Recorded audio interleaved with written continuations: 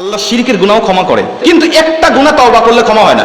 আমরা অনেকেই বলি যে শিরকের গুনাহ আল্লাহ ক্ষমা করে না, এটা ভুল কথা। আল্লাহ শিরকের গুনাহ ক্ষমা করে। তওবার মতো তওবা করতে পারলে আল্লাহ শিরকের গুনাহ ক্ষমা করে দেয়।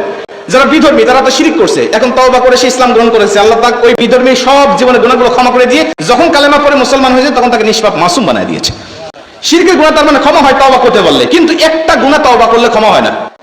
একটা গুনাহ আল্লাহর কাছে তওবা করতে করতে যদি আপনি মারাও যান, আপনার যদি জীবন শেষ হয়ে যায়, চোখের পানি বের করতে যদি আপনার চোখের পানি শেষ হয়ে যায়, তারপরেও আল্লাহ ক্ষমা করে না।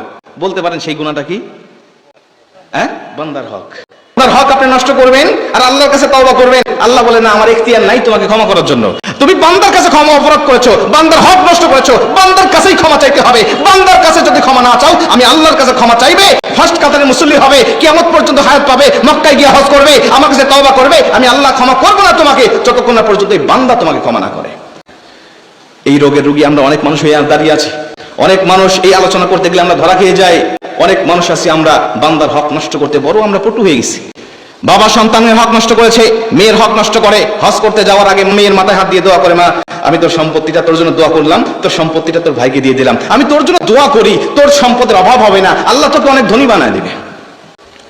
আমি তোর জন্য দোয়া করে দিলাম, আল্লাহ তোকে ধনী বানাবে, তোর সম্পত্তিটা তোর ভাইকে দিলাম। তোমার দোয়াই যদি আল্লাহ এতই কবুল করে, তুমি তোমার সন্তানের মাথায় হাত দিয়ে দোয়া করে যে বাবা তোর সম্পত্তিটা তোর বোনকে দিয়ে দিলাম, আর তোর মাথায় হাত দিয়ে দোয়া করলাম আল্লাহ তোকে ধনী বানাবে। বাটাম কিভাবে ছুটানো লাগে তখন ছুটাবে।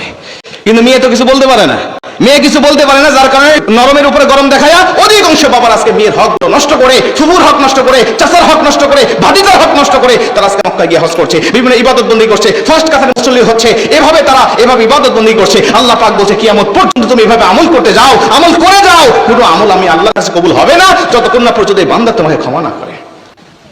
বড় সেন্সিটিভ বিষয়, বড় সেন্সিটিভ বিষয়। ভাই হয়ে ভাইয়ের হক নষ্ট করে, ভাই হয়ে বোনের হক নষ্ট করে, ভাই হয়ে ভাতিজা হয়ে ফুফুর হক নষ্ট করে, ভাতিজা হয়ে চাচার হক নষ্ট করে, এভাবে হক নষ্ট করতে আমরা বড় পালা প্রতিযোগিতা করতেছি আজকে। কিন্তু আল্লাহ পাক এর বিষয়ে যে ভয়ঙ্কর কথাগুলো বলেছেন, যখন বলি তখন গায়ে লোম দাঁড়িয়ে যায়।